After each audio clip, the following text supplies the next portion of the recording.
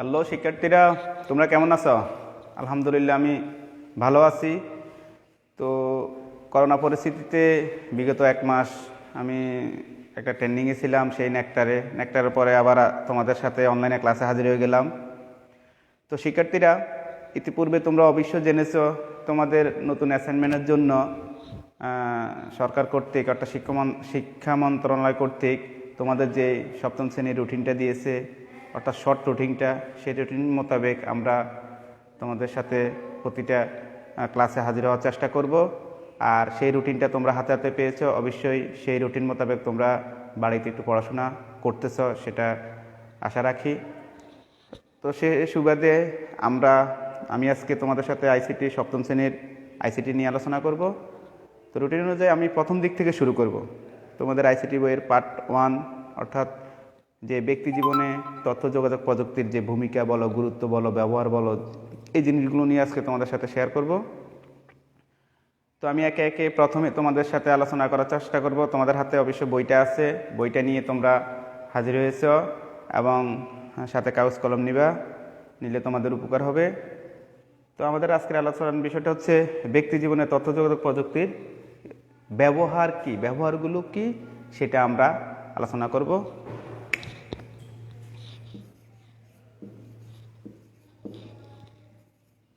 ব্যক্তি জীবনে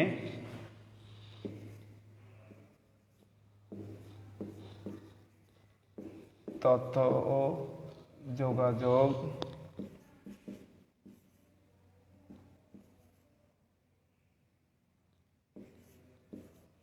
প্রযুক্তির ব্যবহার। ঠিক আছে, ব্যক্তি জীবনে তথ্য যোগাযোগ প্রযুক্তির ব্যবহার। শিক্ষার্থীরা, তোমরা তো জানো ব্যক্তি জীবনে তথ্য যোগাযোগ প্রযুক্তির ব্যবহার অনেক গুরুত্ব রয়েছে। প্রতিনিয়ত আমরা সকালে ঘুম থেকে ওঠার পর থেকে আমি স্কুলে আসা পর্যন্ত আমার তথ্য যোগাযোগ প্রযুক্তির অনেক উদাহরণ রয়েছে। তো তারপরও আমি তোমাদেরকে একটা ব্যক্তি জীবনে যে তথ্য যোগাযোগ প্রযুক্তির ব্যবহারগুলো কি, তোমাদের কিছুটা আমি অনেকগুলো ব্যবহার রয়েছে, তার মধ্যে আমরা আলোচনা করার চেষ্টা করব যে শিক্ষাক্ষেত্রে একটা স্টুডেন্টের জন্য তথ্য যোগাযোগ প্রযুক্তি কেন এত প্রয়োজন, সেটা আমি আজকে তোমাদের আলোচনা করব। দ্যাট মিনস অর্থাৎ শিক্ষাক্ষেত্রে যে তথ্য যোগাযোগ প্রযুক্তির ব্যবহারটা রয়েছে সেটা নিয়ে আলোচনা করার চেষ্টা করব। দেখো শিক্ষার্থীরা, বর্তমান যুগ তথ্য প্রযুক্তির যুগ। এই তথ্য প্রযুক্তির যুগে তোমরা প্রতিনিয়ত খুব সহজে আমাদের জীবনযাত্রার মান উন্নয়নটা বৃদ্ধি পেয়েছে একমাত্র তথ্য যোগাযোগ প্রযুক্তির কারণে। যেমন আগের কালে আমরা যেভাবে পড়াশোনা করতাম, এখন বর্তমানে পদ্ধতিটা চেঞ্জ হয়েছে। তো চেঞ্জ হওয়ার কারণে এটা প্রযুক্তি নির্ভর হওয়ার কারণে আমাদের খুব সহজ হয়ে পড়েছে। তো এতে আমাদের কিছু অসুবিধা রয়েছে, তো অসুবিধার চেয়ে সুবিধাটা আমার বেশি, আর আমরা সবসময় পজিটিভলি দেখব। ঠিক আছে, তো আমি যে ব্যক্তি জীবনে তথ্য যোগাযোগ প্রযুক্তির ব্যবহার সেগুলো পয়েন্ট আকারে করার চেষ্টা করব। যেমন একটা স্টুডেন্টের ক্ষেত্রে যেটা প্রথমে আমি আলোচনা করব, যেটা মোবাইল ফোনে আমরা যেমন ব্যবহার ক্ষেত্রে আমরা ফলাফল জানা। দেখো শিক্ষার্থীরা, একটা স্টুডেন্ট যখন পরীক্ষা দেওয়ার পরে আগে সেটা কি হতো, অনেক দূরান্ত থেকে বিভিন্ন যাত্রায় অর্থাৎ হেঁটে বিভিন্নভাবে গিয়ে স্কুলে গিয়ে প্রতিষ্ঠানে গিয়ে ওই রেজাল্টটা আনতে হতো।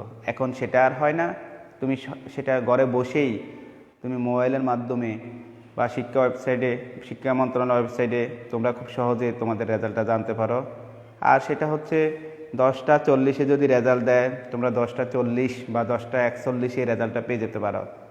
আগে মনে আছে যে তোমাদের রেজাল্ট যদি সাধারণত যেদিন দিত এই দিনও তোমরা পেতে না অনেক ক্ষেত্রে, কিন্তু এখন বর্তমানে খুব সহজে তোমরা পাও। দ্বিতীয়তে, তোমাদের যদি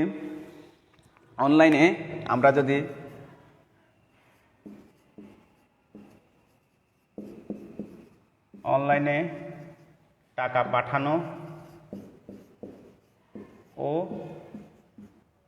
গ্রহণ, অনলাইনে টাকা পাঠানো গ্রহণ এই জিনিসটা তথ্য প্রযুক্তি ব্যবহার ক্ষেত্র হিসাবে খুব সহজে মানুষ এটা অ্যাকসেপ্ট করেছে।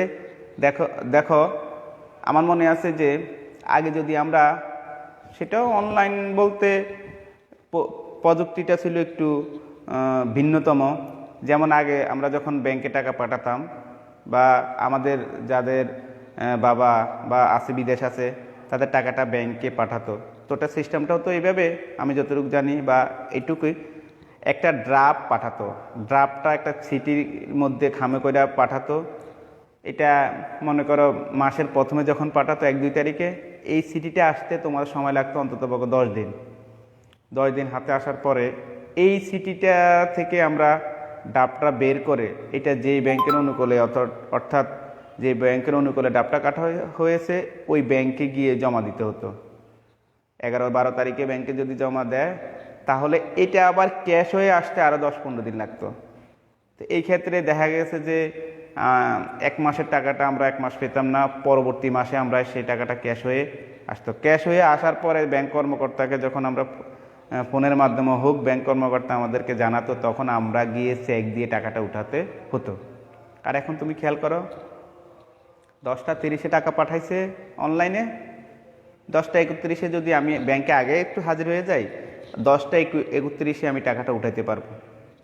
তাহলে অনলাইনে সুযোগ সুবিধার কারণে আমাদের জীবনযাত্রার মান অনেক সহজ হয়েছে, ঠিক আছে। আর এটা দেশের ভিতরের কথা, দেশের বাইরের কথা বললাম। আর দেশের ভিতরে সেম অবস্থা। এই ছাড়াও এইভাবে করতে পারি। এছাড়া আমরা বর্তমানে মোবাইল ব্যাংকিংয়ের মাধ্যমে খুব সহজে আমরা টাকা আদান প্রদান করতে পারি। সেটা সময় আরও কম লাগে। আরও কম লাগে বলতে এটা আমরা এই জন্য বলবো, ব্যাংক তো একটা নির্দিষ্ট সময়, একটা নির্দিষ্ট 10টা to 4টা এই হিসাবটা আছে, কিন্তু মোবাইল ব্যাংকিংয়ের কোনো সময় নেই। তুমি রাত 12টা বাজে উঠাইতে পারো, যদি ওই এজেন্ট বা যারা আছে তারা যদি তাদের কাছে টাকা থাকে বা তারা দোকানটা যদি খোলা থাকে। তো এই ক্ষেত্রে তোমরা খেয়াল করো। এই ছাড়াও আমরা তো দেখছি মোবাইল ব্যাংকিং অর্থাৎ এজেন্ট শাখাগুলো, বিভিন্ন ব্যাংকের এজেন্ট শাখাগুলো প্রতিনিয়ত প্রতি বাজারে বাজারে আছে, ঠিক আছে। তো মোবাইল ব্যাংকিংয়ের ক্ষেত্রে আমাদের টাকা পাঠানো, টাকা উত্তোলন জিনিসটা খুব সহজে আমরা করতে পারি। পরবর্তীতে আসছে যে তোমাদের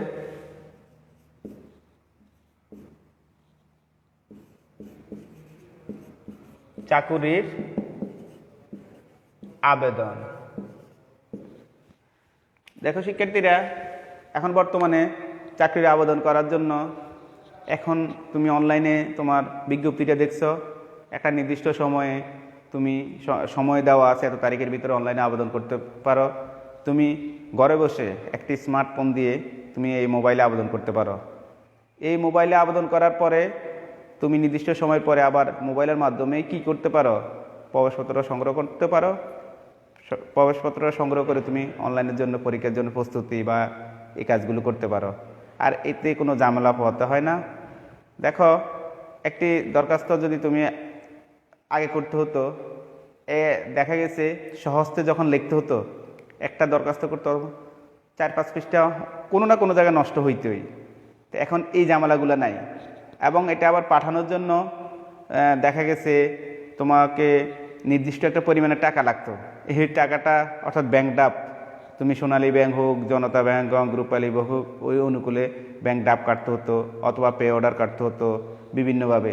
কিন্তু এখন সেই ঝামেলা নাই। তুমি টেলিটক সিমের মাধ্যমে নির্দিষ্ট পরিমাণ টাকা যদি ওদেরকে পাঠাই দাও, অটোমেটিক তোমার এই টাকাটা ওরা নিয়ে তোমার দরখাস্তটা অ্যাকসেপ্ট করে, ঠিক আছে। তো এই ক্ষেত্রে আমাদের খুব সহজ, জীবনযাত্রার মান অনেক সহজ হয়েছে এবং ঘরে বসে আমরা এই কাজগুলো করতে পারি। পরবর্তীতে আসছে আমাদের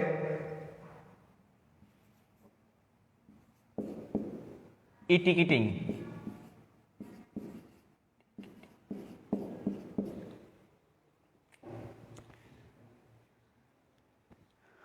অনলাইন মানে ঘরে বসেই সব কিছু করবো আমরা, যদি আমরা এটার সঠিক পদ্ধতিটা জানি এবং সঠিক পদ্ধতি বা ব্যবহারটা যদি আমরা ভালোভাবে জানি। অনলাইনে আমরা যদি আমি এখন এখান থেকে আমরা যদি চাঁদপুর থেকে যদি চট্টগ্রাম যেতে হয়, তাহলে আমরা কি করব? সকালে উঠে আগে চাঁদপুর যেতে হবে, বা আমাদের চাঁদপুরের আগে, চাঁদপুর থেকে যাব না, আমরা মেহের থেকে চট্টগ্রাম যাব। তাহলে সকালে উঠে আমি আগে মেহের যেতে হবে, বা আগের দিনে আমি ওইখানে গিয়ে আমাদের রেলওয়ের টিকিটটা কাটতে হবে, অথবা বাসে যদি যাই বাসের টিকিটটা কাটতে হবে। ঠিক আছে? না, আমরা এখন ঘরে বসেই টিকিটটা কাটতে পারি। রেলওয়ের মধ্যে কিছু আমাদের সেই যদি অ্যাপস থাকে, অথবা বাংলাদেশ রেলওয়ে gov.bd-তে ঢুকে ওইখানে আমাদের ই টিকিটিংয়ের অপশনে গিয়ে আমরা প্রথমে আমাদের আইডি কার্ডের নাম্বার দিয়ে, মোবাইল নাম্বার দিয়ে আমরা ইচ্ছা করলে কয়টা সিট আছে, আমি কোন সিটে যাব, আমি ফার্স্ট ক্লাসে যাব না সেকেন্ড ক্লাসে যাব না শোভনে যাব, টাইম টুম দিয়ে সব কিছু আমরা খুব সহজে টিকিটটা কাটতে পারি। আর সবচেয়ে কথা হইল, তুমি যদি আগেই, কালকে আমি চট্টগ্রাম যাব, সেই টিকিটটা আমি আজকে সরাসরি যদি আমি অফলাইনে আনতে যাই, আজকে 8টার পরে বা 9টার পরে গেলে আমাকে দেবে। কিন্তু আমি যদি অনলাইনে কাটতে যাই, ঠিক অর্থাৎ আমি 12 তারিখে যাব, সেটা দেখা গেছে আমি 2 তারিখের, এই মাসের 2 তারিখের পর থেকে যে কোনো সময় আমি অনলাইনে টিকিটটা কাটতে পারবো। ঠিক আছে? এদিকে তোমাদেরকে একটু খেয়াল রাখতে হবে। সবাই তো অনলাইনে টিকিটের জন্য চেষ্টা করে, তুমি একটু আগে আগে কাটার চেষ্টা করবা। ঠিক আছে? তাহলে খুব সহজে আমরা এই অনলাইন টিকিট কাটতে পারি। তাছাড়া একটু অসুবিধাও আছে, অনলাইনে একটু চার্জ দিতে হয়। তো আমরা আগে যদি টিকিটের জন্য যাই, আমাদের ভাড়া দিতে হবে। এই ক্ষেত্রে আমরা অনলাইনে টিকিট কাটলে ঘরে বসে কাটতে পারি, সেবাটা পেতে পারি, সহজে পেতে পারি, নিজের টিকিটটা নিজের হাতে থাকে। তাহলে আমার কাছে খুব ভালো লাগলো। পরবর্তীতে আমরা প্রিন্ট করে এই টিকিটটা কাজে লাগাতে পারবো। পরবর্তীতে আছে আমাদের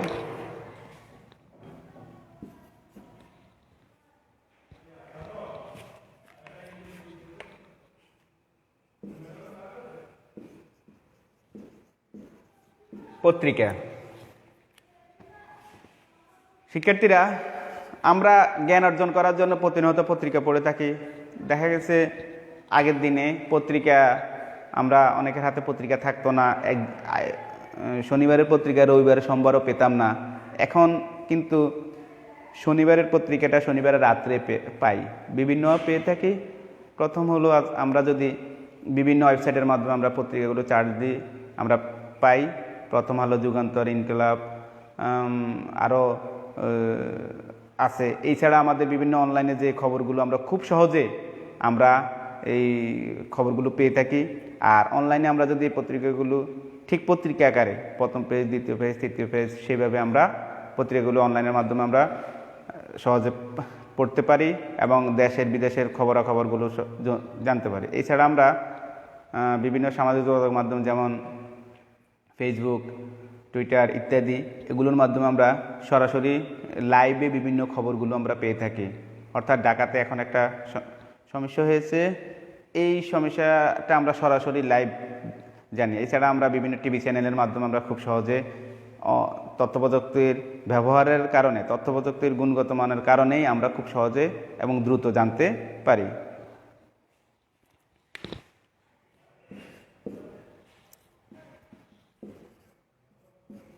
পণ্যের অর্ডার ও বিল পরিশোধ। শিক্ষার্থীরা, বিভিন্ন পণ্যের অর্ডার দেওয়া, ফরমাশ দেওয়া এবং বিভিন্ন পণ্য তুমি যাকে আমরা ই মার্কেটিং বলি, তোমরা তো এই সম্পর্কে ভালোই জানো। এটার খুব চাহিদা বর্তমানে রয়েছে।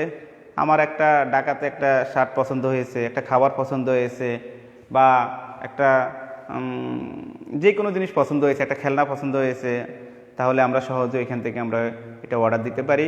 এবং অর্ডার দেওয়ার পরে আমার ঠিকানা ইত্যাদি ইত্যাদি দেওয়ার পরে, মোবাইল নাম্বার দেওয়ার পরে অটোমেটিক যে ওইখানে ইনস্ট্রাকশানগুলো মেনে চললে, ওদের ইনস্ট্রাকশানগুলো যদি আমরা চলি, তাহলে ওইখানে আমরা সেই অর্ডার যেটা দেব সেটা আমার ঠিকানা মোতাবেক পৌঁছে দেবে। এছাড়া আমরা আরও বিভিন্ন ধরনের সেবা পেতে পারি। এই সেবার মধ্যে আমরা শুধু জামা কাপড় বা অর্থাৎ যেই কোনো জিনিস আমরা 24 ঘন্টার ভিতরে পেতে পারি খুব সহজে। আর বর্তমানে খাদ্য জিনিসগুলো অতি সহজে আমরা অনলাইনের মাধ্যমে পেতে পারি। তো আর এই পাওয়ার কারণে আবার সাথে সাথে আমরা তার পণ্যের যেই টাকাটা, তো বিলটাও আমরা অনলাইনে পরিশোধ করতে পারি। সেটা তোমাদেরকে আগে বলে দেওয়া হলো যে আমরা বিভিন্ন যে ই ব্যাংকিংয়ের মাধ্যমে, ইলেকট্রনিক যে ব্যাংকগুলো আছে এগুলোর মাধ্যমে, আবার মোবাইল ব্যাংকিংয়ের মাধ্যমে আমরা টাকাটা পরিশোধ করতে পারি।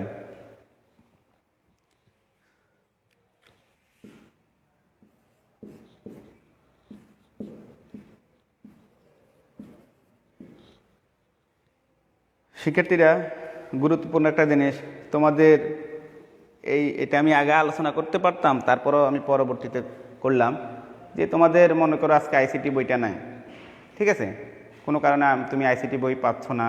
তুমি আইসিটি বইটা সকাল থেকে জানা আছে যে 10টা 11টাতে হোসেন স্যারের 7-এর যেই আইসিটি ক্লাসটা আছে, বই তো আমার দরকার, বইটা কোনো কারণে তুমি খুঁজে পাচ্ছ না। তোমার খুব সহজে তুমি ইচ্ছা করলে অনলাইন থেকে যে এনসিটিভি থেকে তুমি ইচ্ছা করলে তোমার আইসিটি বইটা ডাউনলোড করে আমার ক্লাসে মনোযোগ বা ক্লাসের জন্য প্রস্তুতি নিতে পারবে। এটা তোমাদের অবশ্যই জানা আছে, তবে তোমরা এগুলো প্রয়োগ ক্ষেত্রটা কাজে লাগাবে দ্রুত এবং তোমরা সেই সেবাগুলো পেতে পারো। আসলে তথ্য প্রযুক্তির যুগে আমরা তথ্য প্রযুক্তির যদি সঠিক ব্যবহারটা ভালোভাবে করি, তাহলে আমাদের জ্ঞান বৃদ্ধি হতে শুরু করে সর্বদিকে আমাদের জীবনযাত্রার মান উন্নয়ন অতি সহজে হবে। আর এটার যে